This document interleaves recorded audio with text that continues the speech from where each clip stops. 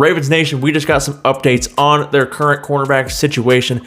As you all know, they have been absolutely bit with the injury bug in training camp. It just feels like one after another after another. They're all going down in practice. At this point, Marlon Humphrey, as far as I know, is healthy. They just need to take that man and wrap him in bubble wrap and just let him sit there on the sidelines and watch, because he is the key to that secondary. And if anything happens to him, oh boy, that secondary, it might be in trouble. So they need to protect him at all costs. As far as I know, he's healthy, good to go. Great news. They did add a couple free agents, and they added DeAndre Houston Carson, that free agent who's played for the Bears, a veteran, 7 years in, not a ton of playing time. They also added in Tay Hayes off the waivers after the Lions cut him this past weekend. Neither guy I don't think is going to see significant playing time that I know of. Maybe they will, we'll see. I think they're just more for depth. I think we all saw this weekend in the preseason game. This is, you know, to the backups, obviously. The starters weren't in there. The backup secondary, it was a little concerning for me. They gave up a lot of yards and a lot of plays to the backup Eagles offense. You know, they weren't playing starters. They're not starters. They weren't playing starters.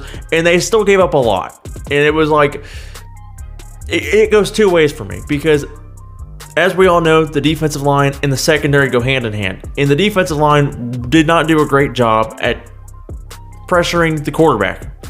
And I don't care how good your secondary is, you can have the best secondary on the planet. If the defensive line cannot get home, it's going to give the quarterback opportunities to find a receiver. So I don't put it all on the secondary there. The defensive line absolutely had a part to play. And of course, I know, again, not all. They're mainly backups. I think Ojabo was the only starter in there. But they still gave up a lot to the backups. And I know before we go ahead and say, well, they're just backups for a reason, these are guys that are going to be backing up the starters. So if right now in training camp, guys are getting just injured one after another, if that happens during the regular season, these are the guys that are going to be stepping in their place. So, you know, it's a little concerning, but there is some good news on the injury front.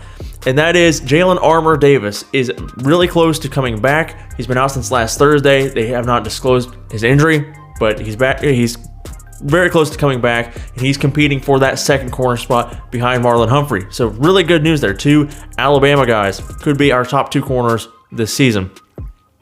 Arthur Mollett, who's been out with a hamstring, is also really close. John Harbaugh said Rocky Sean, that's been out with a knee injury, is not as close to returning as Jalen Armour-Davis and Arthur Mollett. So not great news there. Also, Pepe Williams is having a second ankle surgery. John Harbaugh said this should not put him out for the entire season. He said that he could make a return as early as October. Obviously, we'll have to wait and see. But good news that Jalen Armour-Davis and Arthur Mollett are close to returning.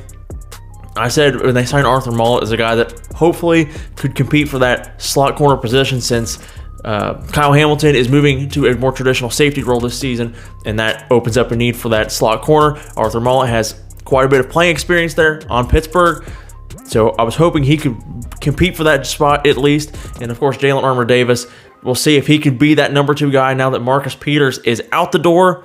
We'll have to wait and see. Rocky Sean also going to be competing for that. Hopefully he makes a speedy recovery so you get the best guy in there. Also, you know, you just hate to see guys that are injured.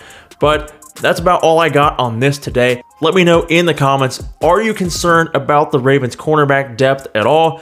Or do you think they're going to be just fine once they get everybody back from injury and they're going to be ready to rock? Let me know in the comments. If you enjoyed this video, give it a big thumbs up. Help it in the algorithm. Also, if you could help me grow this channel by subscribing, I would greatly appreciate it. Thank you for taking the time out of your day to watch this. I'll see you in the next one.